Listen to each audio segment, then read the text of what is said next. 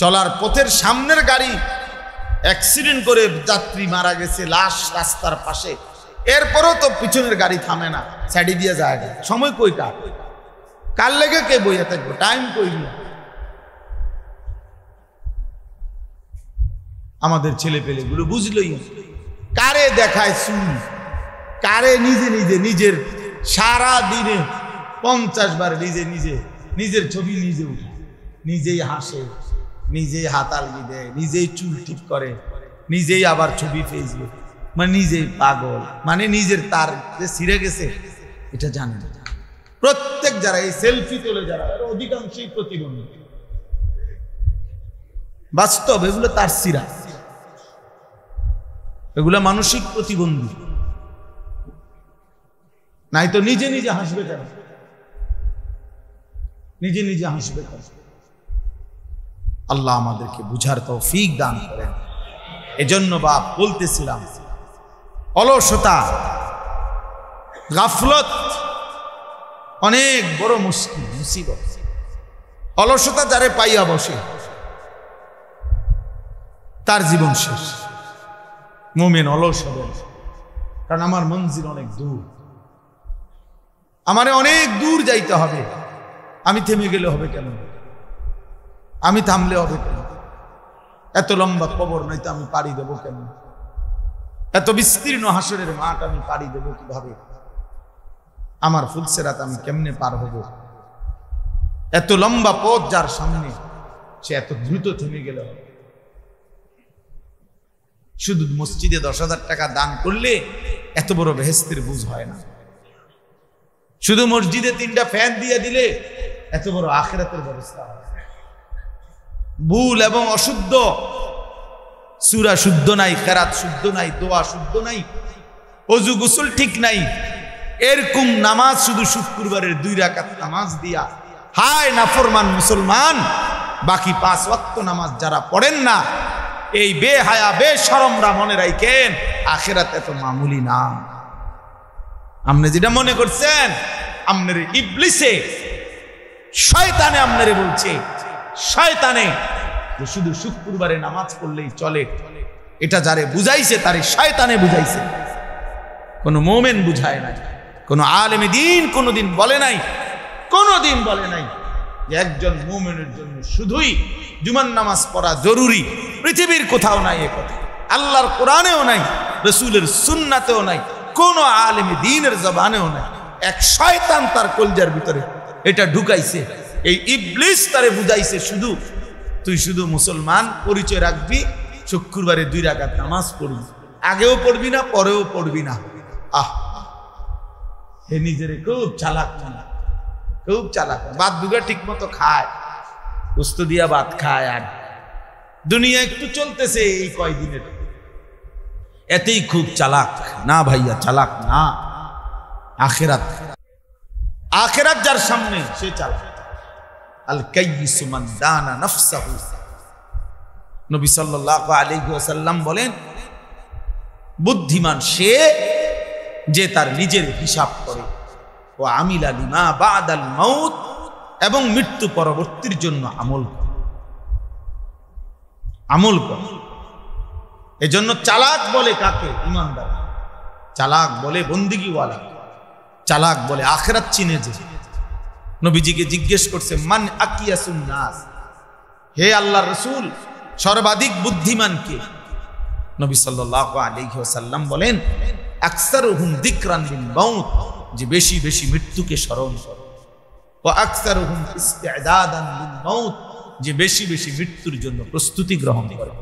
এজন্য বন্ধু আমার ছেলেরা, কোন নাফরমান চালাক হয় না, তার জন্য তো পৃথক শব্দই আছে। এর চালাক বলবে কেন?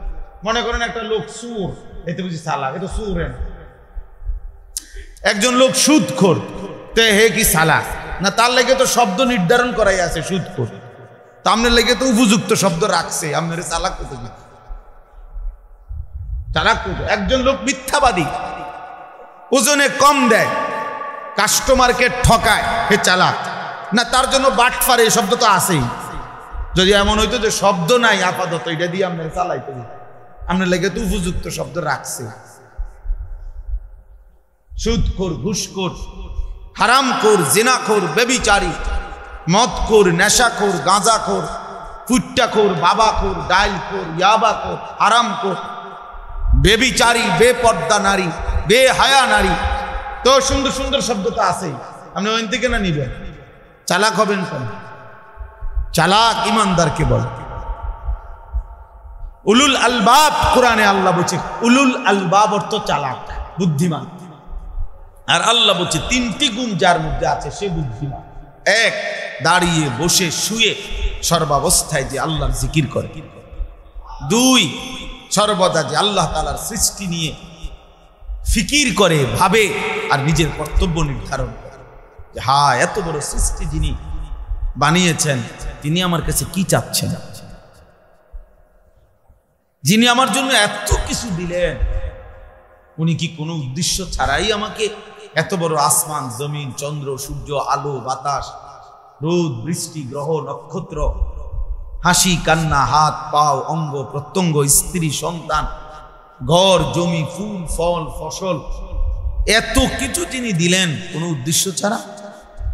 আফা হাসিবতুম আন্নামা খালাকনাকুম আবাসা, আল্লাহ তাআলা বলেন তোমরা কি এই ভেবেছো যে আমি আল্লাহ তাআলা তোমাদেরকে অনর্থক বানিয়েছি?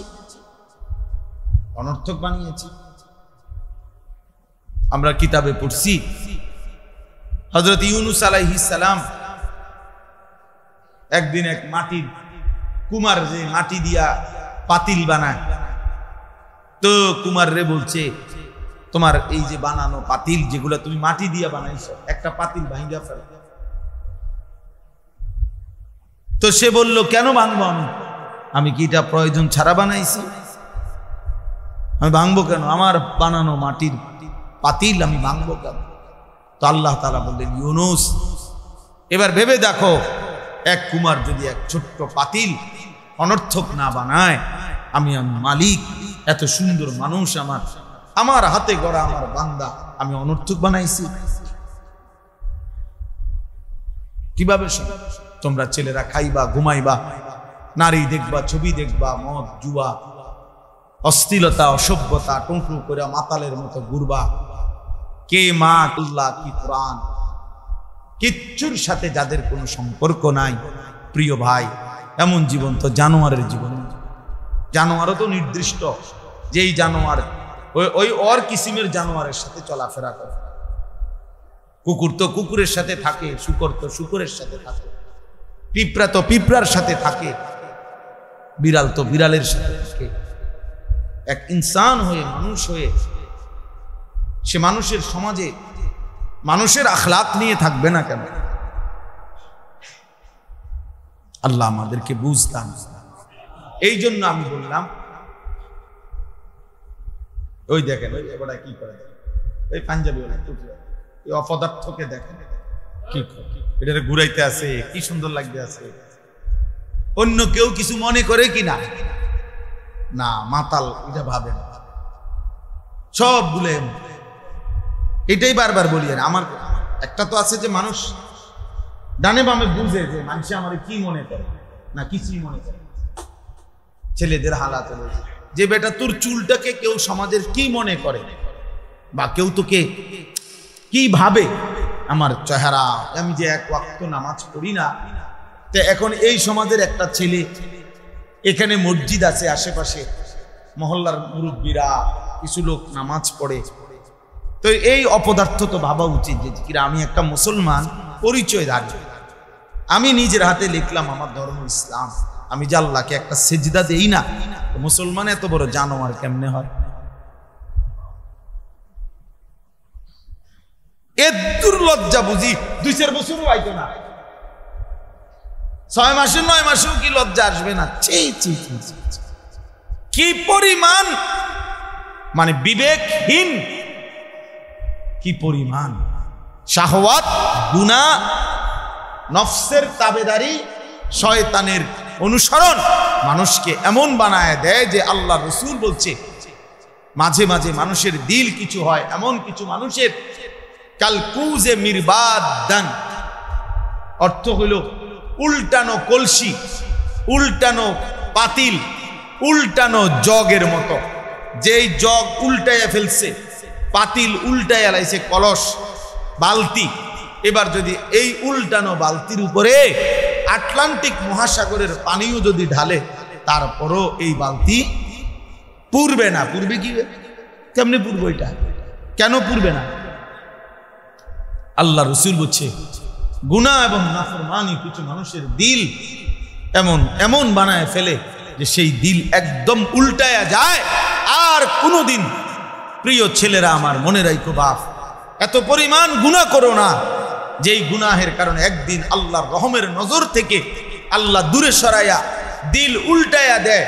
তখন আল্লাহর নবী বলেন, লা ইয়ারিফু মারুফান ওয়ালা ইউনকিরু মুনকারান। ওই নাফরমান আর কোনো ভালোকে ভালো মনে করে না, কোনো গুনাহকে আর ছাড়তে চায় না, সে গুনাহকে গুনাহই মনে করে। দিল উল্টো। হাদিসে আছে, নবীজি বলছে, ইন্না কুলুবাল ইবাদ বাইনা ইসবাআইন মিন আসাবি'ir রহমান ইউকাল্লিবুহু কাইফা ইয়াশা। নিশ্চয়ই বান্দার অন্তর আল্লাহর কুদরতি দুই আঙ্গুলের মাঝে। বাইনা ইসবাআইন মানে দুই আঙ্গুল, দুই আঙ্গুলের মাঝে, আল্লাহর কুদরতি আঙ্গুলের মাঝে। ইউকাল্লিবুহু, আল্লাহ তাআলা ওই দিলকে যেভাবে ইচ্ছা উলট পালট করতে পারে, নবীজি বলছে। এই জন্য নবীজির দোয়া আলেমদেরকে জিজ্ঞাসা করে দেয়, নবীজি সব সময় সর্বদা প্রতিনিয়ত একটা দোয়া করতেন, এটাও, ইয়া মুকাল্লিবাল কুলুব সাব্বিত কলবি আলা দীন। এর অর্থ কি? যে হে অন্তর সমূহের পরিবর্তনকারী আল্লাহ, আপনি আমার অন্তর আপনার দ্বীনের উপরে মজবুত রাখুন। আমি যেন সুখেও আপনাকে ভুলে না যাই, আমি যেন দুঃখেও আপনাকে ভুলে না যাই, আমি যেন অভাবেও আপনাকে ভুলে না যাই, আমি যেন সচ্ছলতার প্রাচুর্যের সময়ও আপনাকে ভুলে না যাই, আমি যেন রাতেও আপনাকে ভুলে না যাই, আমি যেন দিনের আলোতেও আপনাকে ভুলে না যাই, আমি যখন এলাকায় আমি তখনও যেন ভুলে না যাই, আমি যখন বিদেশে চোখের আড়ালে তখনও যেন ভুলে না যাই আপনাকে। আপনি আমার দিল, আপনার দিন, এটা অনেক বড় নিয়ামত। তাহলে এই জন্য আজকে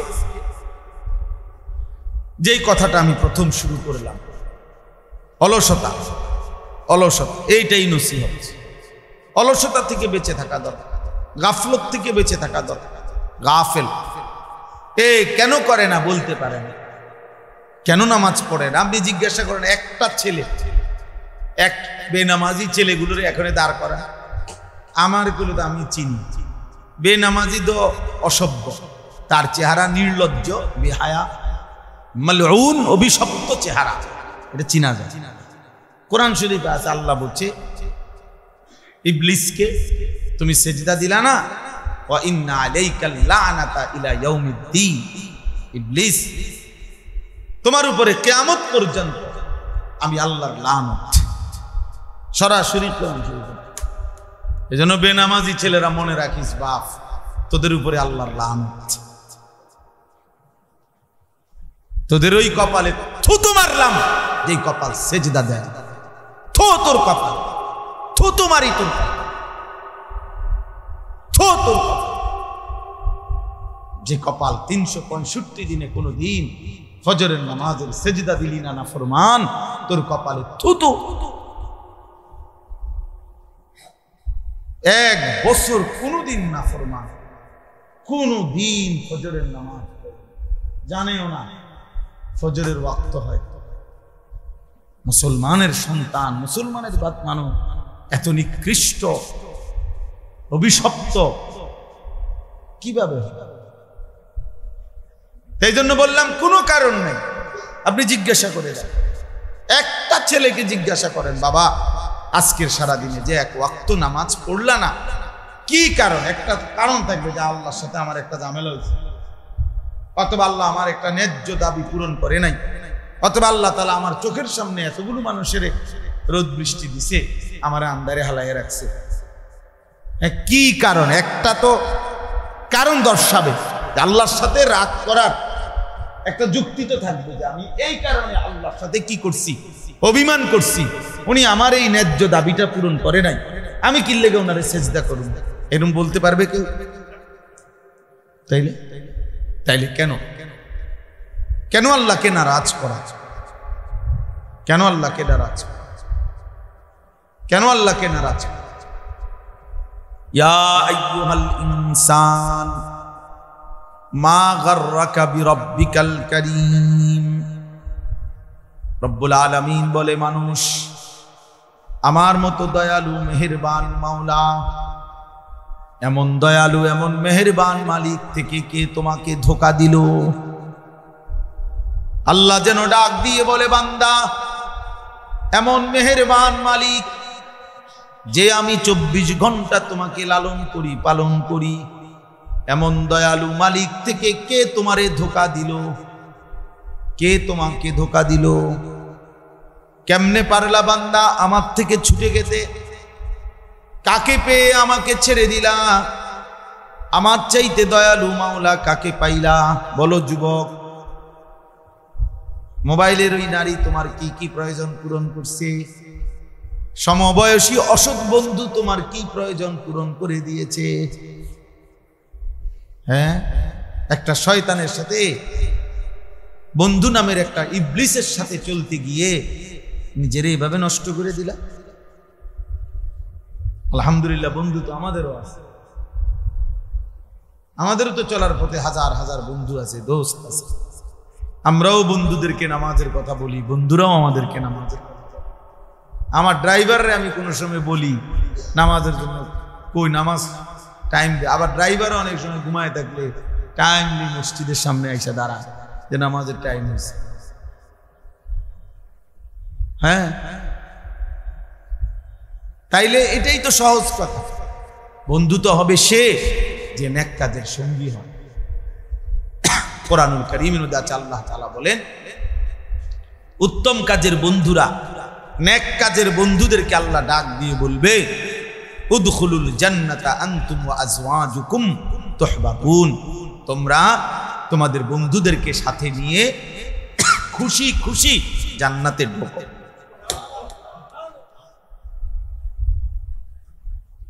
জান্নাতে খুশি খুশি জান্নাত বন্ধুদেরকে নিয়ে। আনতুম ওয়া আজওয়াজুকুম। এজন্য স্ত্রী যদি নেককার হয় তো স্বামী স্ত্রী একসাথে জান্নাতে ঢুকবে। এ আজওয়া, স্ত্রী তো বন্ধু না?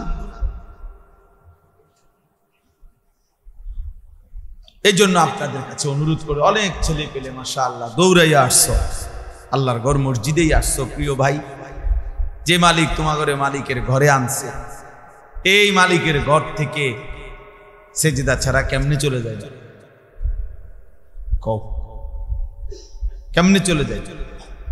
আল্লাহ নবী সাল্লাল্লাহু আলাইহি ওয়াসাল্লাম বলছেন, লা সাজদাতুন ওয়াহিদাতুন খায়রুম মিনাদ দুনিয়া ওয়া মা ফিহা।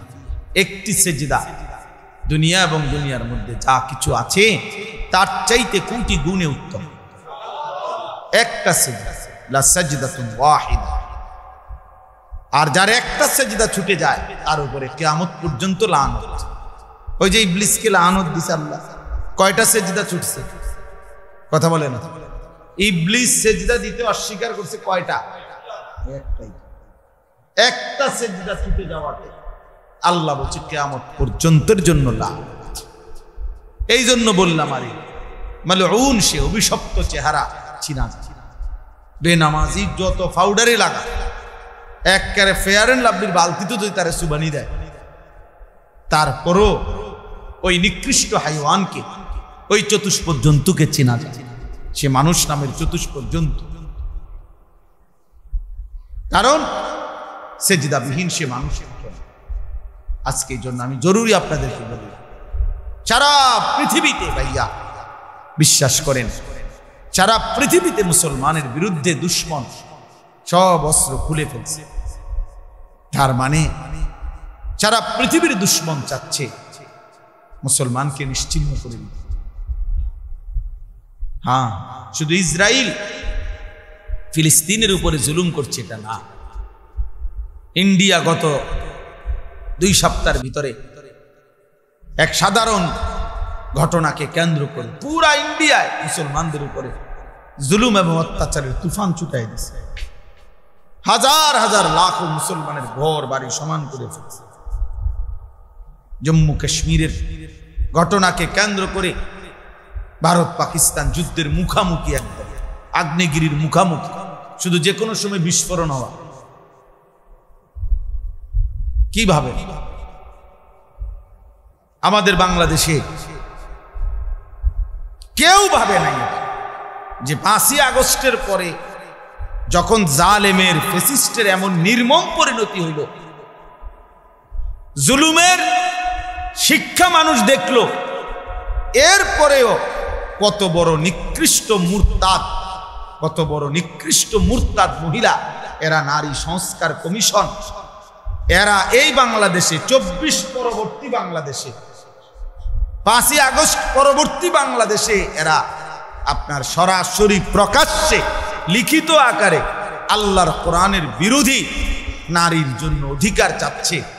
এটা বিষয়টা শুধু স্বাভাবিক না, বিষয়টা মানে এই সাহস হইল কেমনে? এই সময় তো কমপক্ষে কি করার কথা না, 8 মাস না যাইতেই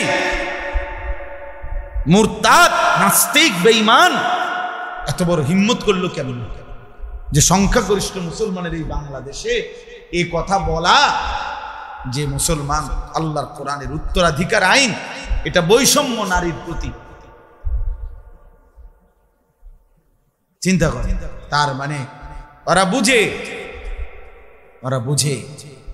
ওরা নড়া দেয় বারবার।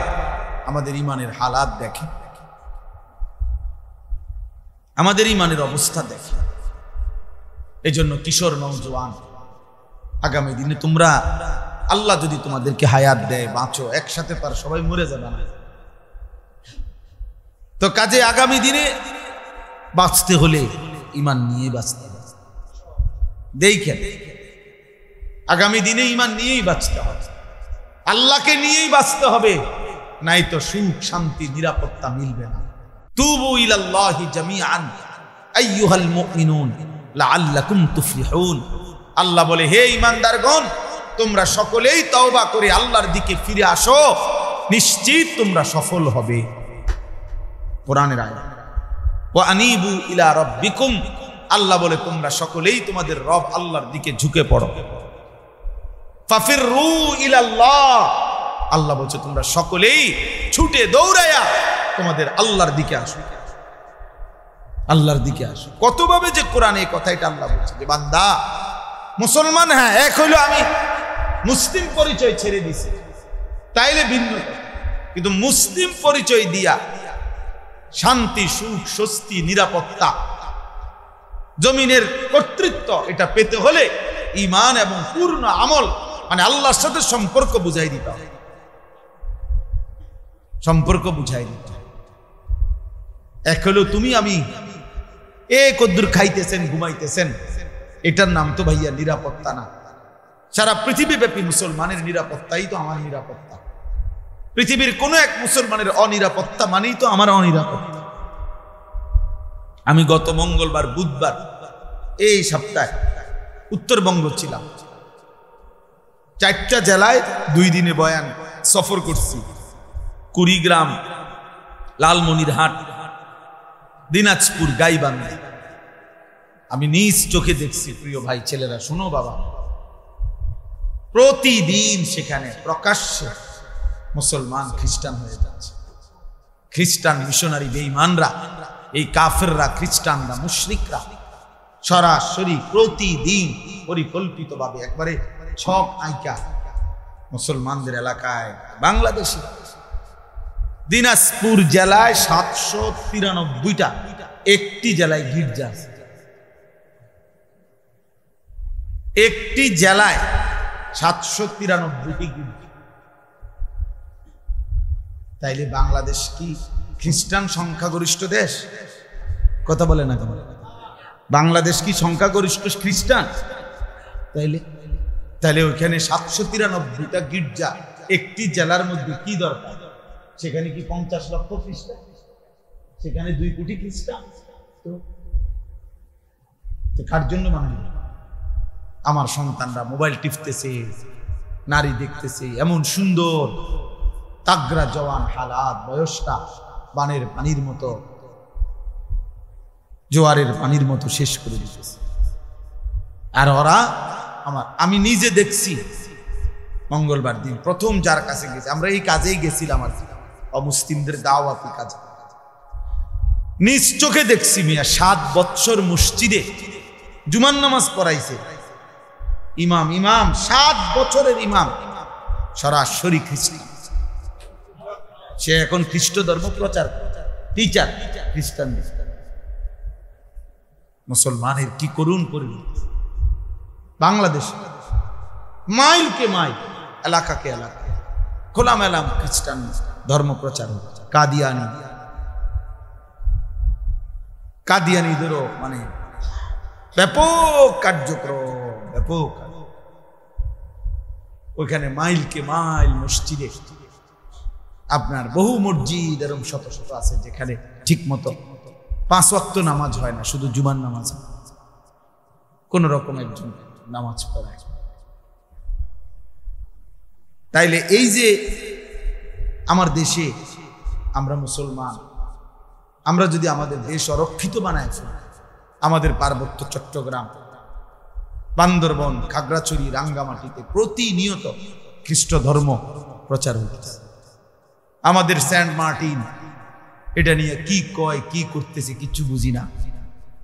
আমাদের মানবিক করিডোর বর্তমান অন্তর্বর্তী সরকার ডক্টর মোহাম্মদ ইউনূস যেটা দিতে চাচ্ছে রোহিঙ্গাদের আরাকানের সাথে, এর সুস্পষ্ট কোনো ব্যাখ্যা এখনো দিতে পারে না। এবং বাংলাদেশের অসংখ্য বুদ্ধিজীবী ভাবতেছে এটা আমার দেশের স্বাধীনতা, তার সার্বভৌমত্বের জন্য হুমকি। তাইলে বলেন, নারীরা প্রকাশ্যে কোরআন সুন্নাহ বিরোধী আইনের প্রস্তাব যে বেশ্যা পতিতাকে, যৌন কর্মীকে রাষ্ট্রীয়ভাবে শ্রমিক হিসাবে স্বীকৃতি দিতে হবে। ছেলে মেয়ে বিবাহ ধর্মীয় বন্ধন ছাড়া যে কোনোভাবে যদি একত্রে সম্পর্ক করতে চায়, রাষ্ট্র সমাজ তাকে কোনোভাবেই বাধাগ্রস্ত করতে পারবে না। মানে ছেলে পেলে আপনাদের মহল্লায়, দেশে, রাস্তায়, যেখানে সেখানে কুত্তার মতো বিলাইয়ের মতো যেখানে সেখানে শুয়ে লাইব, কেউ বাধা দিতে পারবে। তো কোথায় গিয়ে পৌঁছবে আমাদের সন্তান? আগামী প্রজন্ম কোথায় গিয়ে দাঁড়াইবে? কোথায় গিয়ে দাঁড়াইবে? হুজুররা, ওলামায়ে কেরাম কি পরিমাণ চিৎকার করতেছে, কি পরিমাণ আহাজারি করতেছে। এই জন্য আমি শেষ কথা আমার আজকে আপনাদের কাছে, ছেলেরা বাবা আপনাদের কাছে, নওজোয়ান তোমাদের কাছে, সবার কাছে ভাইয়া আমার অনুরোধ, আল্লাহর দিকে ফিরো। ৭৭ বছর ফিলিস্তিন নির্যাতিত, ৭৭ বছর,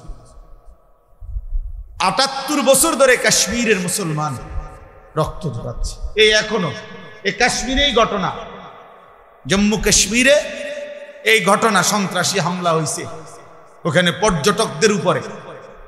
এই যে কক্সবাজার যেরকম ঘুরতে যায়, ওইখানে ঘুরতে গেলেন না, পর্যটকদের উপরে হামলা হয়েছে।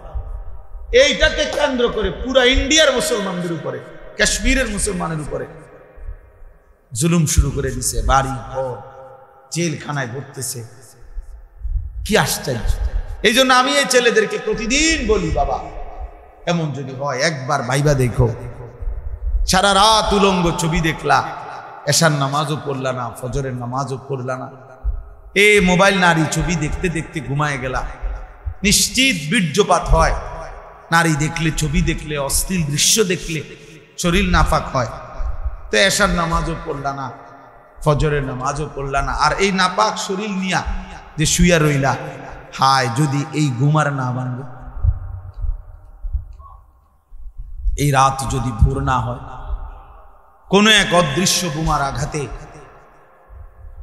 যদি উড়ে যায় সে, তো তোমার মৃত্যু কি পরিমাণ নিকৃষ্ট মৃত্যু হলো।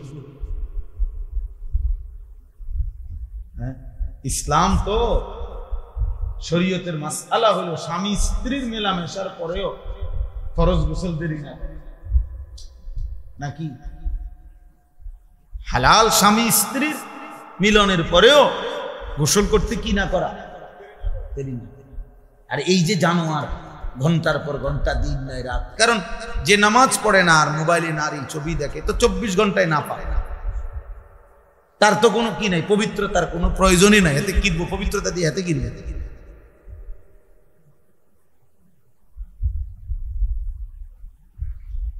আল্লাহ আমাদেরকে মাফ করে দেন। এই জন্য প্রতিবেশী, আমাদের প্রতিবেশী গায়ে পড়ে যুদ্ধ লাগাইতে চাইতেছে। পাকিস্তানকে হুমকি দেওয়া এটাই শেষ কথা না, আমাদেরও এই আপনার এই যে গতকালকে শুনছেন যে শুধু কৃষক জমি কাটতেছে, পিলারের সাথে দাঁড়াইয়া জমি কাটছে, ধান কাটছে, ধরে নিয়ে গেছে গাবিয়েছে। আলহামদুলিল্লাহ বাংলার দামাল সন্তানও তারারও দুজনের দুইটা বান্ধিয়ে লাইছে। এইবার চান্দুরার আমি পত্রিকার খবরটা দেখলাম, এত সুন্দর লাগছে যে ভারত বাংলাদেশ 2-2, মানে এটা তো একটা হলো ক্রিকেট ম্যাচ ট্যাচের খেলার মতো মনে হয়, মানে 2-2 তারা দুইজন ধরছে, বাঙালি দুজন ধরে লাগছে। যাই হোক, এই জন্য বললাম আমরা কারো দ্বারা আমাদের নিরাপত্তা নাই, আমাদের নিরাপত্তা আমাদের আল্লাহ, আমাদের সমাধান আমাদের আল্লাহ। এজন্য প্রিয় ভাই, প্রিয় সন্তান, অলসতা ছেড়ে, গাফলতি ছেড়ে সবার কাছে অনুরোধ করলাম, যদি আল্লাহ কখনো আবার তৌফিক দেয় তো খোলা লম্বা বয়ান হবে, কিন্তু আজকে এটুকুই আমি অনুরোধ করছি, আমরা ভাবা দরকার, সময়কে মূল্যায়ন করা, বর্তমান বিশ্ব পরিস্থিতি নিয়ে ভাবা। যুবক ভাই তোমাদের উচিত, ভাই প্রিয় ছেলেরা, তোমরা বাঁচতে হবে, আগামীর পৃথিবীতে তোমরা মুখোমুখি হবে, হয় ক্ষুধার মুখোমুখি হইবা, নয় দারিদ্রতার মুখোমুখি হইবা, নয় যুদ্ধের মুখোমুখি হইবা। এই যে আমাদের অন্তর্বর্তী সরকারের প্রধান উপদেষ্টায় গত 3-4 দিন আগে বলছে যে বিমান বাহিনীর মহড়া হইছে, এখানে সে একটা সুন্দর বক্তব্য দিছে যে বর্তমান যুদ্ধমুখর এই বিশ্ব পরিস্থিতিতে প্রস্তুতি না নেওয়া আত্মহত্যা। এই প্রথম আমার বুঝ হওয়ার পরে বাংলাদেশে কোনো প্রধানমন্ত্রী বা কোনো রাষ্ট্রের গুরুত্বপূর্ণ ব্যক্তি এমন শব্দ বলতে আমি আর শুনি না, এমন আশ্চর্য শব্দ কিছু যে এই বর্তমান যুদ্ধমুখর এই পৃথিবী, অর্থাৎ প্রতি মুহূর্তে কল্পনাও ছিল না, হয়তো বিশ্ব পরিস্থিতিটা এমন যে খেলতেছে হাসতেছে পর্যটক, তো এখানে গুলি হয়েছে, এরপরে লাগিয়া গেছে, এরপরে দেশ থেকে ছাড়াইয়া রাষ্ট্রের সাথে রাষ্ট্রের যুদ্ধ, অর্থাৎ কখন কোন মুহূর্তে পান থেকে চুন খসে গেলে রক্তের বন্যা বয়ে যাবে, বোমার বন্যা বয়ে যাবে, মিসাইলের বন্যা বয়ে যাবে, তুমি জানো না, তুমি জানো না। তোমরা বেশি রং তামসা করতে আসো, এক ওয়াক্ত নামাজও পড়ো না, সারাক্ষণ চেহারা সুরতের মধ্যে বেঈমানের চেহারা, চুল, লেবাস, পোশাক, আর এই মোবাইলটার মধ্যে নারী ছবি দেখে দেখে নিজেরে পচাইয়া গন্ধ বানায় লাইছো। তোমরা না ফিরলে টিকবা কেমনে? কিভাবে টিকবা? আল্লাহ আমাদেরকে বুঝ দান করেন, আল্লাহ আমাদেরকে বুঝ। আশ্চর্য হবেন, শুনেন, গত 2-3 দিন হয়েছে, 3 দিন মনে হয় নাই, ভারতের একটি পার্কে 1-2 মুসলিম নারী, ওনারা নামাজের ওয়াক্ত হয়েছে, একটা আলাদা পার্কের এক পাশে একটা মুসল্লা বিছাইয়া, মানে রুমাল বা কিছু বিছাইয়া 2 পর্দানসীন বোরকাওয়ালি নারী নামাজ পড়ছে ওইখানে। শুধু এই নামাজ পড়াতে তারা ওইখানে ঘোষণা দিছে এই জায়গাটা নাপাক হয়ে গেছে, এরপরে গরুর পেশাব দিয়ে, গোমূত্র দিয়ে, এরপরে মন্ত্র পড়ে এরপরে এটারে পবিত্র করছে। মানে আমার মন্ডার মধ্যে কইছে যে পাগল পেশাব দিয়ে পবিত্র করে, এরম তার সিরা মাথা খারাপ মানুষ কেমনে হয়? পেশাব দিয়ে কেমনে পবিত্র হয়?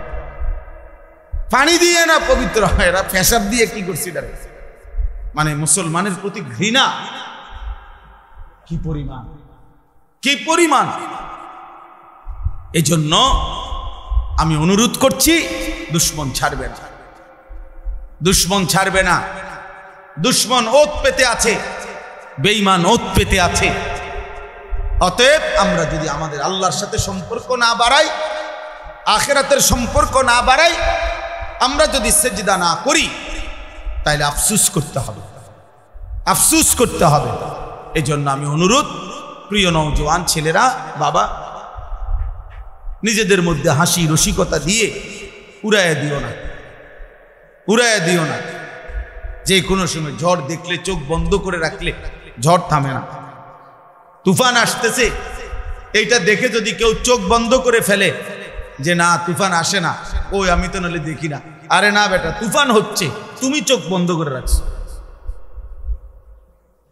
এই জন্য আল্লাহ আমাদের প্রত্যেককে ঈমান আমলের জীবন দান করেন, উত্তম আখলাক দান করেন, আল্লাহর দিকে ফিরে আসবার তৌফিক দান করেন। ছেলেরা, ভাই, নামাজ পড়ো ভাইয়া, আল্লাহরে ডাকো। আলহামদুলিল্লাহ, আমরা হতাশ না। প্রতিদিন কম বেশি কিছু কিছু ছেলে আল্লাহর দিকে ফিরতেছে, নামাজ পড়ে, আল্লাহকে মানে, আল্লাহকে ডাকে, আল্লাহর দিকে ফিরে চোখের পানি ফেলে। এমন যুবকও আলহামদুলিল্লাহ কম না। হ্যাঁ হ্যাঁ, আমরা জানি, আমরা জানি, আলহামদুলিল্লাহ কম না।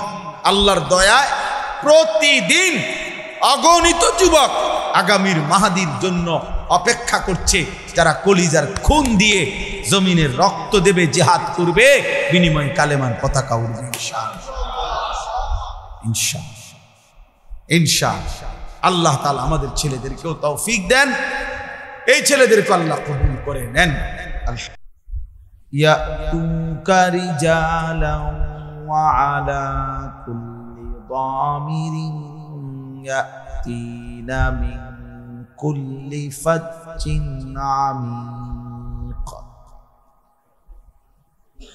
লিয়াশহাদু মানাফিআ লাহুম ওয়া ইয়াযকুরু ইসমাল্লাহি ফী আইয়ামিন মা'লুমাত ফী আইয়ামিন মা'লুমাতিন আলা মা রাযাকাহুম মিন বাহিমাতিল আন'আম ফাকুলু মিনহা ওয়া আত'ইমুল বাইসাল ফাকির। সাদাকাল্লাহু মাওলানাল আযীম। وقال نبينا صلى الله عليه وسلم الحج المبرور ليس له جزاء إلا الجنة اللهم صل على محمد وعلى آل محمد كما صليت على إبراهيم وعلى آل إبراهيم إنك حميد مجيد اللهم بارك على محمد وعلى آل محمد كما باركت على إبراهيم وعلى آل إبراهيم إنك حميد مجيد سبحانك لا علم لنا إلا ما علمتنا إنك أنت العليم الحكيم দরজার জায়গাটা খালি রাখেন। এই ভাই, ওই দাড়িওয়ালা ভাই, দরজার জায়গা খালি রাখেন, দুই পাশে সরে বসেন, আপনারা একটু আগায় বসেন, দরজার জায়গা খালি রাখেন। আরে আপনি বাংলা বুঝছেন কি না? আমি তো উঠেন না কেন? আবারও লড়ে, পুরা উঠেন।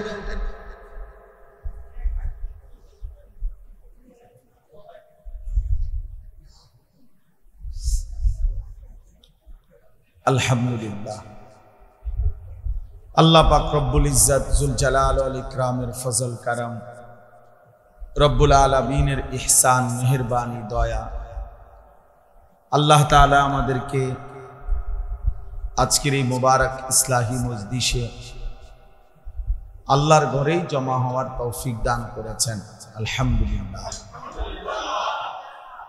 যারা এই মসজিদের দেওয়ালে হেলান দিয়ে বসলেন, জোয়ান মানুষ, তার হয়তো 2-6 মাসের মধ্যে তো শুয়ে লাইতে, কারণ এই বয়সেই যদি হেলান দিতে হয়, তো চাচার মতো বয়স হইলে তো ব্যান গাড়িতে নিয়ে শোয়াইতে। এই জন্য এটা এক ধরনের গাফলুত, মানে এক ধরনের বদ অভ্যাস, যে আল্লাহর কথার প্রতি অবহেলা করে। খুব খেয়াল রাখতে হবে। অলসতা, অবহেলা অনেক বড় অভিশাপ। আমাদের প্রিয় নবী সাল্লাল্লাহু আলাইহি ওয়াসাল্লাম নিয়মিত, আল্লাহর নবী সাল্লাল্লাহু আলাইহি ওয়াসাল্লাম অলসতা থেকে পানাহ চাইতেন আল্লাহর কাছে প্রত্যেক নামাজের পর। হাদিস আছে, আল্লাহুম্মা ইন্নী আউযু বিকা মিনাল আজজি ওয়াল কাসাল, হে আল্লাহ আমি আপনার নিকট দুর্বলতা এবং অলসতা থেকে পানাহ চাই। তাহলে ব্যক্তির হৃদয়ে নেক কাজের প্রতি আগ্রহ না আসা, এটাই অলসতা। কোরআনুল কারীমের মধ্যে আছে, ফাইদা ফারাগতা ফাং, এই ছেলে এটা বন্ধ করো, বন্ধ করো বেটা, একদম সাবধান, একজনও হাতে মোবাইল ধরবেন না, মোবাইল নামান, আরে চলে যান, সাফ কথা, এমনি শুনে, যার দরজে কুলায় এমনি শুনে, আর নাই তো গিয়ে ঘুমা। স্ট্যান্ড ছাড়া এমনি হাতে মোবাইল ধরে রাখলে মনোযোগ বসে, সাথে ওরা তাকায় থাকে, এরপরে সে নিজে এটার লই একবার আজ্ঞা ফিচ্চায় লারে সদবজা করে বইয়ে বইয়ে খামখেয়ালি করে। তো এই মস্কারি করার জন্য এখানে বসছে আমরা। এটার মধ্যে উঠলি কি মনে করেন, এটার মধ্যে 1 লক্ষ ওয়াজ উঠছে, তো কবর রাজা মাপ, তো কি হলো? মোবাইলের মধ্যে 10,000 ওয়াজ থাকলে কি, যে একবার বাংলাদেশের 100 বড় বড় বক্তার সাথে আমার একটা ছবি আছে, তো ফেরেশতা বলু মাশাআল্লাহ আপনার মতো নেককার এত বড় জুনায়েদ বাগদাদি কি আর হয়, আসেন আমরা একটু টাঙ্গাইয়া ফিরি। এই জন্য এ খামখেয়ালি, মনের চাহিদার অনুসরণ, যা মন চায় তাই কর। আল্লাহর ঘর মসজিদে ভাইয়া অল্প একটু সময়, সামান্য একটু কথা হবে, এই আমরা জিন্দিগির টাইমটা হিসাব করা, খুব হিসাব করে চললেও কুলাইতে পারে। সারাদিন সেই ফজর থেকে নিয়ে সারাদিন ব্যস্ত ছিলাম, আসছি ঢাকা থেকে, হেফাজতের বড় মহাসমাবেশ ছিল আছে, এরপরেও সবাই মিলে আমরা মনোযোগী দিলে ইনশাআল্লাহ অল্প একটু।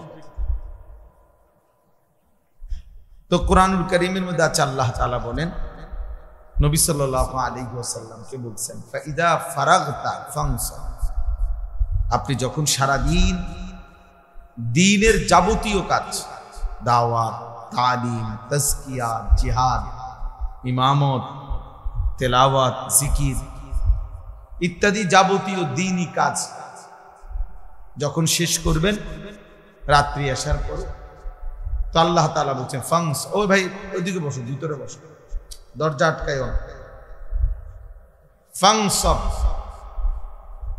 আবার পুনরায় আপনি রাত্রিতে পরিশ্রম করুন। এই আয়াত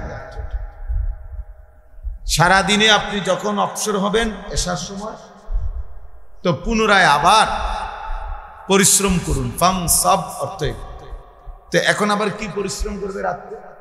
এখন আবার তাহাজ্জুদ নামাজে দাঁড়াবেন, জিকির করবেন, তেলাওয়াত করবেন, দোয়া করবেন, কান্নাকাটি, একাকিত্বে নিভৃতে আল্লাহর কাছে বন্দী করবেন।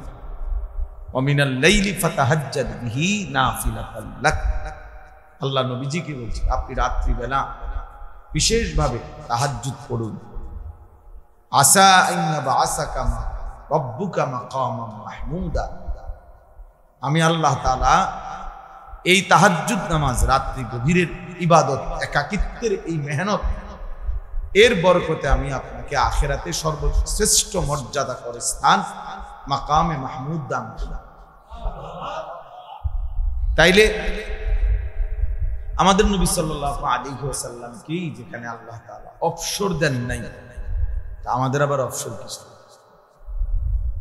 অবসর যেখানে সারাদিন মেহনত করার পরে এই কথা বলেন নাই যে এবার আপনি একটা লম্বা ঘুম দেন, না, বরং আবার ফাংশন পরিশ্রম করেন, আবার ইবাদতে শুরু করেন, আবার লেগে যান আল্লাহর বন্দেগীতে। কুমিল লাইলা ইল্লা কালিলা, আল্লাহ বলছে বন্ধু কিছু সময় বাদ দিয়ে রাত্রি জাগ,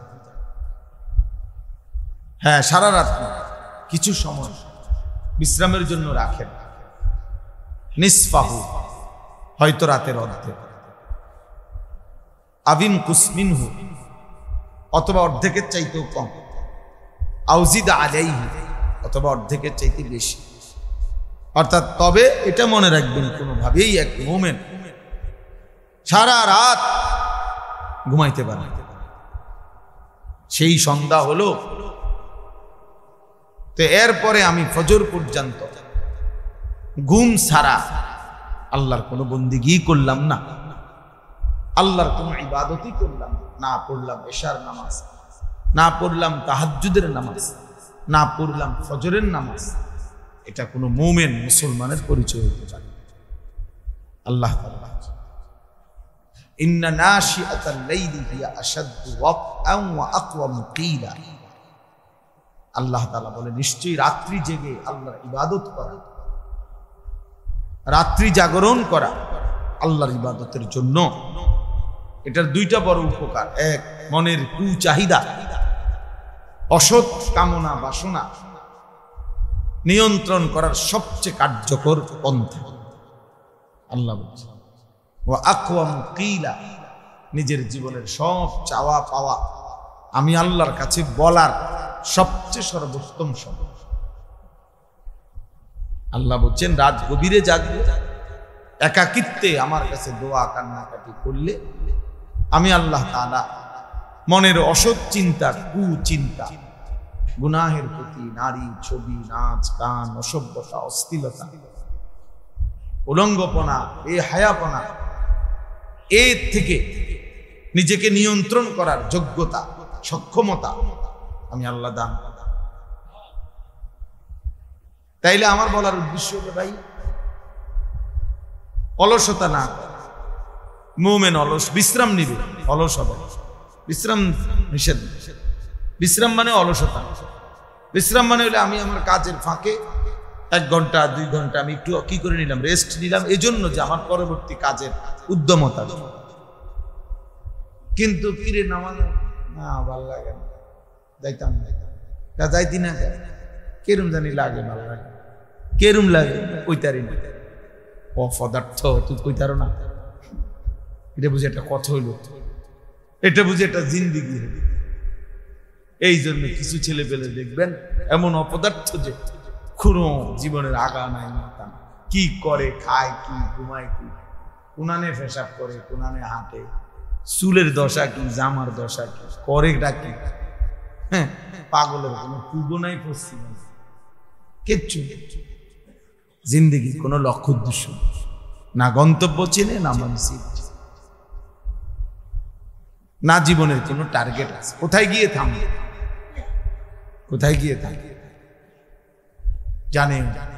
হাজারো মা বাবা এই শিক্ষিত হওয়ার নামে, যারা জেনারেল শিক্ষিত তারা মনে করে অনেক কিছু শিখে, সবচেয়ে বড় দুর্ভাগ্য যে তাদের অধিকাংশই তাদের মঞ্জিল চেনে, গন্তব্য চেনে, সে কোথায় গিয়ে থামবে আসলে এইটাই জানে।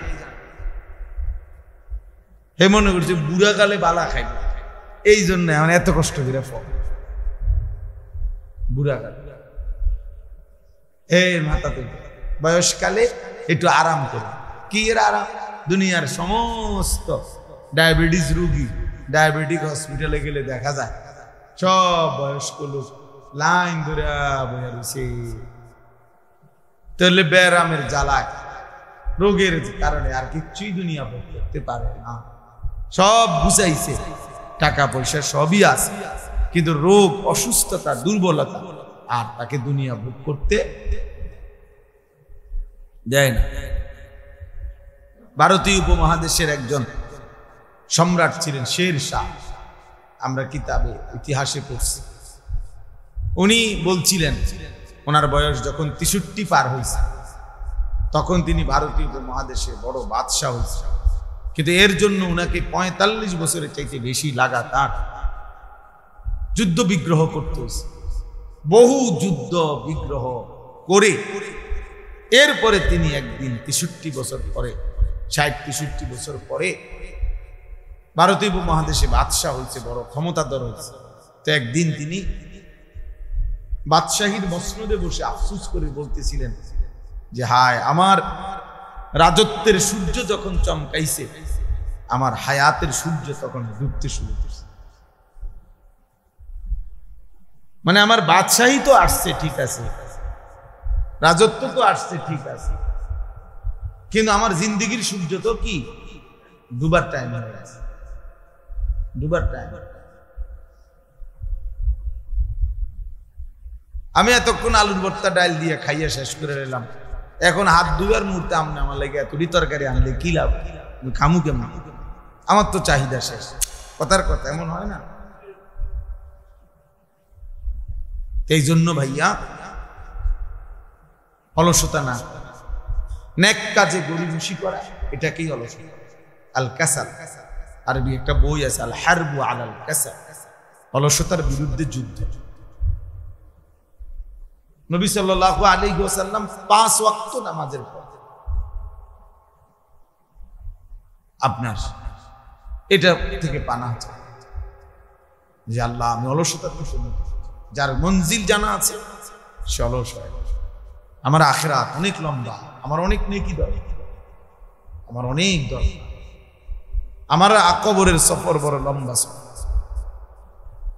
এই যত মানুষ আলহামদুলিল্লাহ নেককার লোক,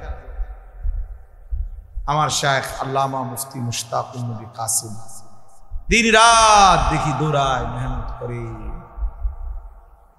এই চলার পথে অল্প স্বল্প বিশ্রাম করে, কিন্তু সারা দিন এভাবে মনে হয় আজকে মনে করেন 20 বছর ধরে দেখতেছি, কিন্তু কোন সময় এই এত মাহফিল, এত বয়ান, এত নসিহত, এত মসজিদের পেরেশানি না হইলেও 30টা মাদ্রাসা কমপক্ষে হুজুরে এক হাতে চালায়। একার যদি কম হয় তাইলে এই সারা দেশ জুড়ে এখন এই মুহূর্তে দক্ষিণ কোরিয়া হুজুর, এখন দক্ষিণ কোরিয়া বয়ান করতে গেছে, 2 তারিখ গেছে, খবর পাঠাইছে যে আইসা জাপান যাবে, হজে যাবে, হজের থেকে আইসা জাপান যাবে। তো আমি এই 20 বছরে কোনোদিন দেখি না যে আপনার কোন সময় বলছি মাওলানা আর ভাল লাগে না, আর কত ওয়াজ করবো, আর কত জিরানো দরকার, এটা বলেই না কখন। কারণ আখিরাত যার চোখের সামনে, যে মঞ্জিল চিনে, গন্তব্য চিনে, তার হাতে সময় খুব কম। আর যার কোনো জীবনের লক্ষ্য উদ্দেশ্য না, আমাদের বহু ছেলে পেলে দেখবেন এই মোবাইল টিপতে টিপতে এক সময় শরীর লম্বা হয়ে যায়, মানে পাও টানা দিয়া লাগে, আর ভাল লাগে না। এবারে একেবারে না ফাইতে, মানে আর বেহুদা, মানে আর দেখতেও মতে তার সাউন্ডও কিছু নাই, এরপরও এটারে আর কি মানে হে কি করবে, তার তো আর কোনো কাজ নাই, তার তো জীবনের কোনো মঞ্জিল না, মা তাকে কিছু শিখাইছে, না বাপ তাকে কিছু শিখাইছে, না তার শিক্ষা প্রতিষ্ঠান তাকে কোনো গন্তব্য চিনাইছে, তারে কিছু বাতের স্বপ্ন দেখাইছে, তারে একটা চাকরির স্বপ্ন দেখাইছে, তারে দুনিয়াবি একটা স্ট্যাটাসের স্বপ্ন দেখাইছে। ঘুরে ফিরে তারে দুনিয়া বুঝাইছে, আখিরাত বুঝাইছে। ইয়ালামুনা যাহিরাম মিনাল হায়াতিদ দুনিয়া ওয়া হুম আনিল আখিরাতি হুম গাফিলুন। আল্লাহ তাআলা বলে, বান্দা শুধু কেবল বাহ্যিক এই দুনিয়ার জীবনের জ্ঞান, ইলম জ্ঞান অর্জন করলে অথচ আখিরাত থেকে একদম গাফিল হয়ে গেল।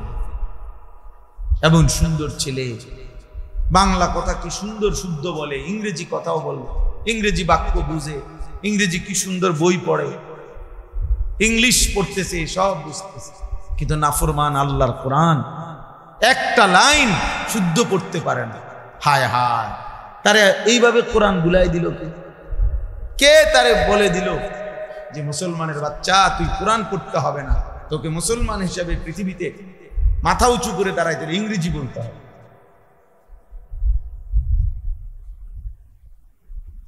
সে নিজেকেও শিক্ষিত মনে করে, ভদ্রলোক মনে করে, কথাবার্তা খুব স্মার্ট মনে করে, কিন্তু আল্লাহর কোরআন দেখে দেখেও শুদ্ধ করতে পারে না।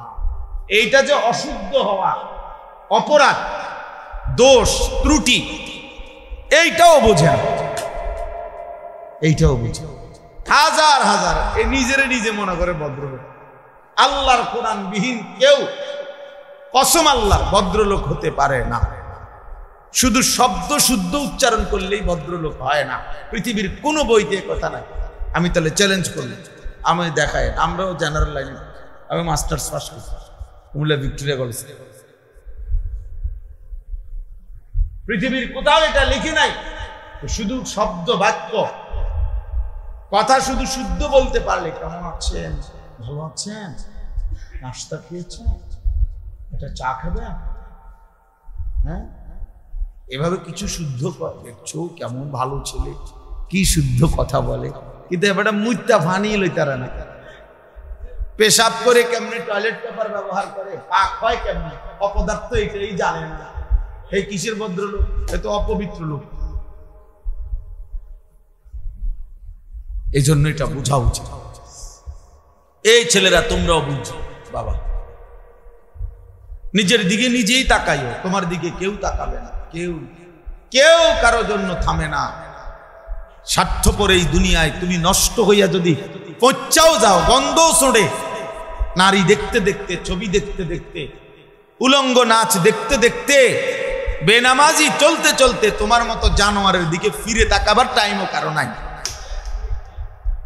তুমি মনে করছো আর তোমারটা তুমি নষ্ট হইয়া গেলে আর কি, তুমি চরিত্র। কোন দুনিয়া, কোন নাফরমান, কোন পাপী আল্লাহর দুনিয়া থেকে চলে গেলে কুত্তাও আর নাম নেয়, কুত্তাও আর নাম নেয়। কে কার জন্য বসে